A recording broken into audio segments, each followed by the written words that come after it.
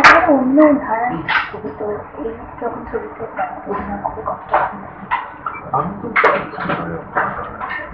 অভিনয় করি একসময় করেছি তোমার ধরনের ছবিতে অভিনয় করেছি।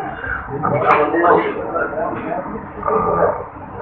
ছবি করেছিলাম একটা অ্যাক্টর, এখানে আমি সাধারণ ছবিতে নয়, সেরকম ছবি নয়, সেরকম কম ছবিতে অভিনয় করেছি যেটা অন্য ধারার নয়, হয়তো আপনি জানেন।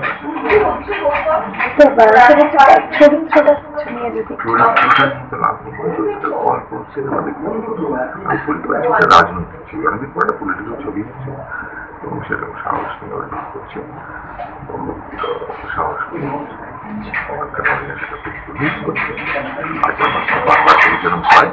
সম্পর্কের গল্প, time pass, West of energy and money, সেরকম যারা সিরিয়াস ছবি করতে ভালোবাসে তাদের ভালো লাগে, টাইম পাস করতে সিনেমা দেখতে যায় তাদের ভালো লাগে না। একেবারে বাস্তব প্রাসঙ্গিকতার কেন্দ্রবিন্দু এই ছবিতে ফুটে উঠেছে। তো আমি গল্পটা আপনার কাছ থেকে শুরু।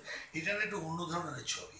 আমরা যে গতানুগতিক ছবি দেখি না, সে ছবি থেকে এর মেজাজটা এবং ব্যাপারটা একটু আলাদা, এবং আলাদা বলেই এই ছবিটা লোকের ভালো লেগে যেতেও পারে, কারণ লোকে সবসময় একটা অন্য ধরন চায়। এইটা লড়াইয়ের গল্প আমি বলছি বটে, কিন্তু এর অনেকগুলো উইং আছে। যেমন ধরো আমরা ধরছে ওকে মূল চরিত্র হিসেবে টিসি পাল, কিন্তু টিসি পালের লড়াইয়ের পাশে তার বাড়ি আছে, তার বউ আছে, তার সংসার আছে, তার সঙ্গে তার সম্পর্ক আছে, সেটা একটা ঘটনা। সঙ্গে সঙ্গে আরেকটা আছে যে এই ঘটনাচক্রে এই টিসি পালের কাছাকাছি যায় একজন ফিল্ম ডিরেক্টর, যে নিজের জীবনে ব্যর্থ, মানে করে উঠতে পারেনি। সে ওই লড়াইটার মধ্যে ওই ইন্ধন পায়।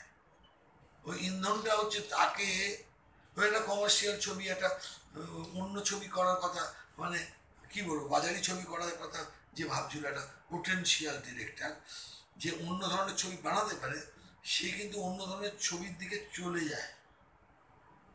আবার টিসি পালকে দেখা যায়, টিসি পালের মাথা ওই সঞ্জীব ওর কাছ থেকে বার করে, ওর মাথার মধ্যে ওর ভাগ্নের নকশাল আন্দোলনে, নকশাল ভাগ্নের লড়াইটার কোথায় রয়েছে। কিন্তু যাদের আমরা লড়াকু ভাবতাম, ভেবেছি, যারা লড়াই করবে ভেবেছে, যারা বলেছে যে মার্ক্সবাদী বিজ্ঞান, তাদের লড়াইটা একসময় জেনুইন ছিল, এবং জেনুইন লোকেরা সব বুভুক্ষ হয়ে গেল। মানে এখানে দেখা যাচ্ছে সেরকম একটা জেনুইন লোক প্রথম দৃশ্যেই মারা গেছে, ক্যান্সারে মারা গেছে, এবং তার ছাত্র এখন অনেক নাম করে গেছে, সে এখন অন্য সুপারস্টার হয়ে গেছে। সে যখন এই টিসি পাল বা সব কিছু মিলিয়ে তার নিজস্ব যন্ত্রণা মিলিয়ে আবার এই আন্দোলনের সঙ্গে যুক্ত হতে চায়, মানে একটা জুট মিলের আন্দোলনের সঙ্গে তাকে যুক্ত করে পার্টি, যেহেতু তার ক্যারিসমা আছে। টিসি পাল আবার তাকে যুক্ত করে যে তার কথা শোনার জন্য, যদি সিনেমা আর্টিস্ট আছে তার অনেক লোক আসবে, তাহলে আমি তখন কথা বলতে পারবো, আমার 400 লোকের কাছে কথা বলতে পারবো। সেই 400 লোক, আমি তো আমার কথা কেউ শুনছে না, এই 400 লোককে বলতে গিয়ে ভণ্ডুল হয়ে যায়, টিসি পালের কথাটা ভণ্ডুল হয়ে যায়। আবার ওই দিকেও যাকে নিয়ে গেছিল আর কি, সে শেষ পর্যন্ত শ্রমিকের লড়াই থাকতে পারে না, একসময় বুঝতে পারে এটা আমার পথ না, সে কুইট করে, এবং কুইট করার পর তার রাগটা গিয়ে পড়ে টিসি পালের। টিসি পালকে ও একটা দিয়েছিল নিজের পয়সায়, একটা টেলিস্কোপ। টিসি পালের হঠাৎ করে ছেলে মারকে অপারেশন করতে পারে, টিসি পালের অনন্য পায় হয়ে কোনো দিকে সারা জীবনে তার একমাত্র ছেলে মারা যাচ্ছে দেখে ওইটা বেঁচে দেয়, বেঁচে দিয়ে 1 লক্ষ টাকা ও দেয়। সেটাও জানতে পারে, ওর কাছে আমার খবরটা চলে আসে, ও সেই জন্য ওকে দিয়ে বললো যে মিশুলেখা লিখে দাও, যে তুমি আর এটা করবে না। ও তখন বাধ্য হয় মিশুলেখা লিখতে, এবং স্ত্রী ওকে বলে চলো বাড়ি চলো, কিন্তু বাড়ি গিয়েও শান্তি পায় না, সবসময় ওটার মধ্যে থাকে। স্ত্রী বলে কোনো সময় কি শান্তি দেবে না তুমি আমাকে, কিন্তু ও থাকে ওর মধ্যে। কিন্তু আলটিমেটলি আবার রাস্তায় নেমে আসে, আবারও বই বিক্রি করতে শুরু করে, আবারও লিখতে শুরু করে। হ্যাঁ, তখন ওই লোকটা একে এসে বলে যে তুই যে বলেছিলি যে তুমি এটা করবে না, তারপরে গ্যালিলিও তো বলেছিল করেছিল কি, এই যে লোকটার নিজস্ব জায়গা থেকে যা লড়াই এবং ফিরে আসা, এইটা মানে একটা চ্যালেঞ্জ। আর যেহেতু থিয়েটার করেছে না, এই লড়াইয়ের মধ্যে দিয়ে গেছি তো সারাক্ষণ, তারপরে বুঝতে পারি লোকটার লড়াইটাকে বুঝতে পারি। কারণ আমরা প্রতিনিয়ত এই লড়াই করেছি এবং সোসাইটি আমাদের পাগলই করেছে, তাই। থ্যাংক ইউ, অসংখ্য ধন্যবাদ। চরিত্রটা জানতে চাও, মানে আমি আই এম প্লেইং হিয়ার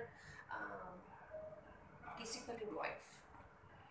চরিত্রটা খুব প্র্যাকটিক্যাল মহিলা, মানে মাধ্যমিক পাস, হয়তো বা 11-12 পাস করেছে, মানে কেসিপাল হচ্ছে পৃথিবী একদিকে আর ওর ক্রিয়েশন একদিকে, ফলে ও প্রমাণ করেই ছাড়বে যে সূর্য ঘুরছে। আর এই মহিলা কি করে এই সংসারটা চলবে, কি করে ছেলেকে মানুষ করা হবে, কি করে এই লোকটার পাগলামি টু সাম এক্সটেন্ট টলারেট করে আবার তাকে ঘরে ফেরানোর চেষ্টা করে। ইন্টারেস্টিং রুমটা। আবার একটা কোথায় যেন এর একটা প্রশ্রয় আছে, যদি পটটা সত্যি সত্যি প্রুফ করতে পারি কিছু একটা, তাহলে একটা সাংঘাতিক ব্যাপার হবে, সেটাও আছে। আবার দেখলে মুখও করে যে তুমি পুরো সংসারটা শেষ করে, পরিবারটাকে শেষ করে দিলে, তুমি আমাদেরকে পথে বসিয়ে ছাড়বে, এইরকম মানে ভীষণ প্র্যাকটিক্যাল একটা মহিলা। তো কমার্শিয়াল ছবির বাইরে গিয়ে এরকম একটা অন্য মাত্রার ছবি, আর তোমার ক্যারেক্টারটাও সেখানে ভীষণ ইউনিক, সেটা নিয়ে কি? না মানে তুমি জানো নিশ্চয়ই যে মানে the kind of film I use to do, সেটা এই ধরনের অ্যাকচুয়ালি। তার মধ্যে আমরা এগুলো বাণিজ্যিক ছবি করেছি এবং সেগুলো ভীষণ সাফল্য পেয়েছি সেই ছবিগুলো, কিন্তু সেগুলোর সংখ্যা কম। কিন্তু আমি অনেক বেশি রিয়েলিস্টিক ফিল্ম অনেক করেছি।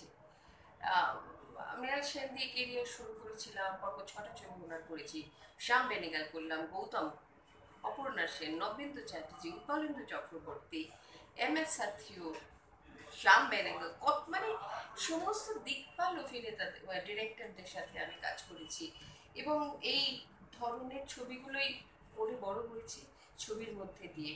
সুতরাং একেবারে আমার টাইপের মানে ছবি বলতে পারো, ফলে আমি খুব এনজয় করেছি। আর আমি মাঝখানে একটা লং গ্যাপ নিয়েছিলাম, I got married, I have a baby, করে টোরে, তারপরে আমি আবার কাম ব্যাক করেছি।